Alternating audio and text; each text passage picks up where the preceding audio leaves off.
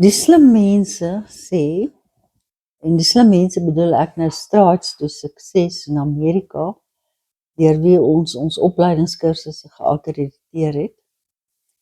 Hulle sê dat navorsing het bewys dat elke mens het 'n behoefte aan die natuur, om met die natuur op een of ander manier te verbind.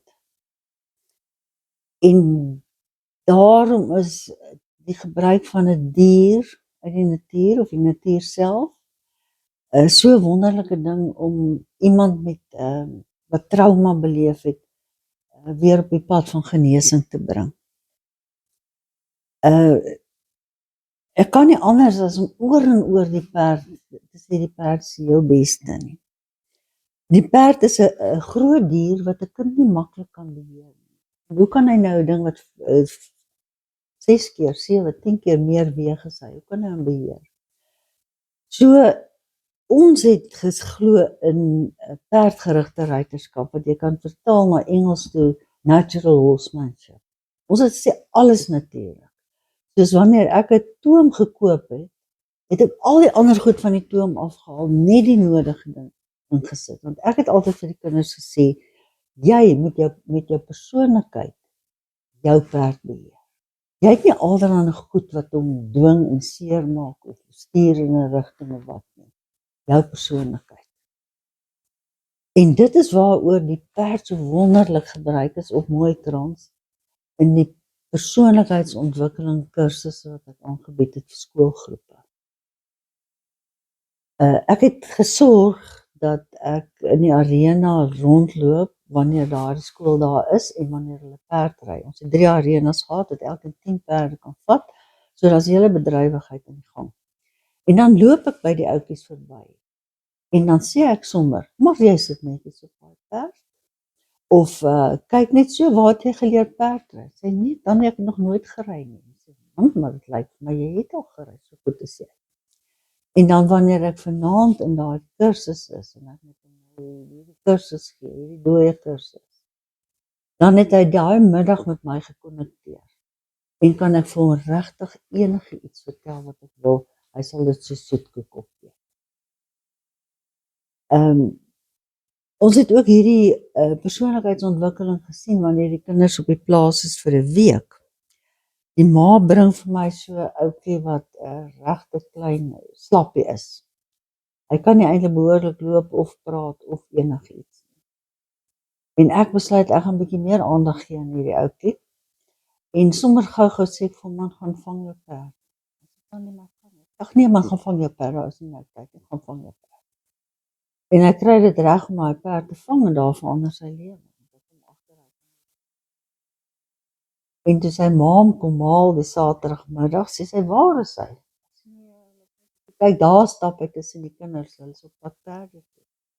Dis nee, dis nie my seun daar nie. Ek sê, kom sê dit. Sy sê, hy slof mos, hy sleep ons sy voete. Daai mannetjie wat so kort daad na daai perd stap, my seun nie. En ek fluit van my groep om sê, kom sê hulle vir jou ma. Sy sê, kan nie glo.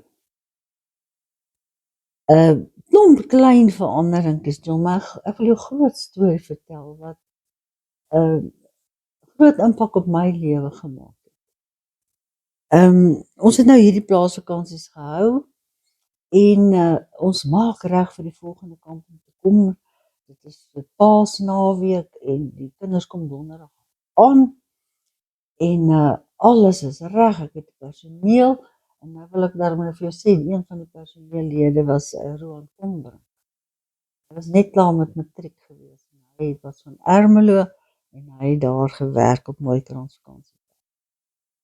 En ek kry 'n telefoonoproep, die vrou bel my en sê, weet jy dat Andrew is in 'n verbeteringsskool en sy ouers het jou bespreek hier by hom vir jou en die seun kom uit Boystel. Hy is op die oomblik in Boystel. En ek wil jou net waarsku, ek weet jy het baie ander van. En nou, julle ken seker Boystel, dis die plek waar stoute seuns gaan. Die daar's 'n hofsaak en die hof besluit dat die ouerskap van hierdie ouer ontneem word. Die kind gaan heeltemal in die staat se gesag. En die ouer kan net met hom kontak, maar hy verloor soort van die gesag oor sy kind. En ek skrik toe nou nogal oor hierdie kind uit Boston. En ek gaan na die personeel toe en ek sê ouens, dit is nou wat gebeur het en die mense het my gebel, die kind kom. Wat moet ons maak? Moet ons hom stop of wat? En die personeel sê nee, dan moet ons kyk wat doen. En nee, maar is reg. En die middag stop die kar daar, en ek weet dis hulle en ek sien aan die ander kant dan daar gewaad uit. Met pikswart klere, vol kettings, oorbelle, net agter voor op die kop, groot slofskoene. En ek besluit nee, dit sal nie gaan nie, maar ek ontvang hulle. En ek sê vir die ma, as hy sê my gou, dis nie my seun, dit is my seun. Ek sê vir die ma, ek wil maar net sê mevrou, wat as hierdie ouetjie ons moeilikheid gee, dan gaan ons julle bel en dan moet ons dit 'n klomp ander kinders ook hier. Agterna het sy vir my gesê, sy het teruggery Grootpad toe en sy het haar man gebel.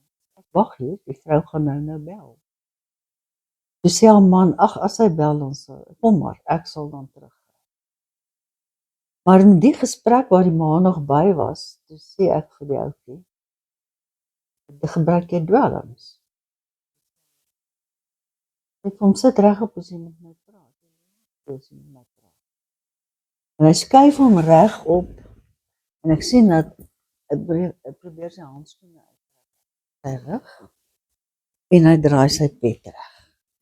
En toe dink ek, maar ons kan 'n pad loop.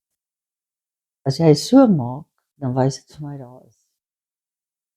En toe sê ek vir hom, maar jy moet net weet, sy moeilikheid maak, dan gaan jy terug huis toe. En as jou ouers jou nie kom haal nie, dan sit ek jou af by die polisiestasie van ons voor.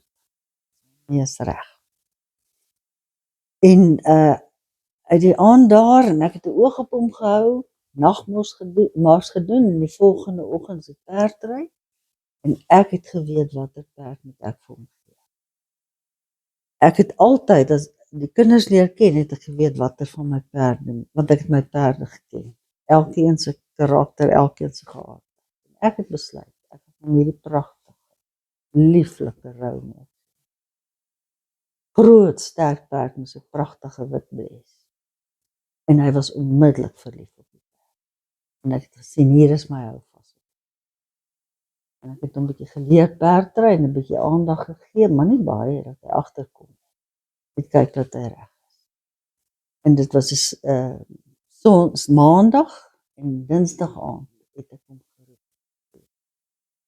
Kom ons bel jou pa. Ons wil net vir hulle sê dit gaan goed is. En nee, reg dan nie, baie dankie. Bel die pa, en toe ek die pa bel en hy antwoord, hoor ek die skrik in die pa se stem. En toe die pa vir my gesê dat in die hele storie van hierdie ouetjie vertel. Hy sê dit was die eerste iemand wat hom gebel het en gesê het, maar jy het 'n oulike seun. Want ek het vir hom gesê, moenie skrik nie, jy het 'n oulike seun. Dis dinsdag aand, dit gaan goed. Hy sê dat hy is getroud gewees en die vrou het gesê sy wil nie kinders hê nie en hy sê dis reg so. En naderhand die vrou gesê sy wil kinders hê. Toe sê o, dit is baie wonderlik. En toe hy gebore is, het sy gesê, ek wil hom sien, vat hom weg. En hy sê, moet hom net vat. Ek het 'n beroep, ek is 'n vleienier, wat nou? Sy het die kind toegemaak in die woonstel en pad gegee dat die kind vir dae alleen in die woonstel. En toe het hy later probeer om die kind by sy ouers uit te bring, sy grootouers. Maar daar was hy so stout. Hy het die ouma se ganse gaan haal en op 'n wit deken in haar kamer gesit. En dan het hy die kind gevat na 'n kleuterskool toe en dan het die mense hom gebel en gesê, kom haal jou kind. Hy byt almal, hy trap hulle, vat net hierdie kind. En later toe hierdie ouetjie groter word, het hy in bendes begin doen. dan hier gesteel, dan dit, tot hulle hom een aand vasgetrap. Vang het en gesê, dit is 'n klein misdadiger, hy kom in die hof, hofsaak gehad in Boystel, en hulle besluit dat hy moet daar bly, tot hy klaar is met die pa verloor alle seggenskap. Maar toe is die pa nou geskei van die ma, en hy is nou weer getroud met die oulike vrou. En Boystel het toe gesê, dat daai pa's naweek, daai stuk van die vakansie moet hulle die plek werk, en almal moet. En stiefma het gesê, ek vat hom nie na my huis toe. En die pa het nou gedink, en besluit, hy het gehoor van Mooikrans, hy gaan hierdie kind nooit. En so het hy daar by ons uit. Nou daar het die perd weer die deurslag gegee. Hy het die hele week daar gebly, en toe is hy terug Boystel toe. En daar in Boystel het hulle stelsel, as jy stout is, dan verloor jy punte, minus. Dan is hulle met hom geraas, dan sê hy, ek sal nie. Dan is hy sommer deur in die minus. So hy kon nooit iewers heen gaan nie. En hy het al die slegte strawwe daar verduur. En daardie week op Mooikrans, toe hy teruggaan, het hy vir hulle gaan vra, kan ek die kombuisvloer was vir punte? Kan ek dit doen vir punte? Want ek wil weer, as ons kan weer gaan, dan wil ek weer gaan. Die vakansie kom, het hulle vir hom bespreek, en hy het weer gekom. En natuurlik weet iemand verander nie oornag van, ek en hy het baie koppe gestamp oor goed. Hy was maar hier en daar 'n bietjie stout, en eendag het hy vir my gewip, en toe het ek vir hom gesê, jy wip jou nie vir my nie, jy sal jou van Mooikrans afwip vir altyd. Ekskuus dan nie.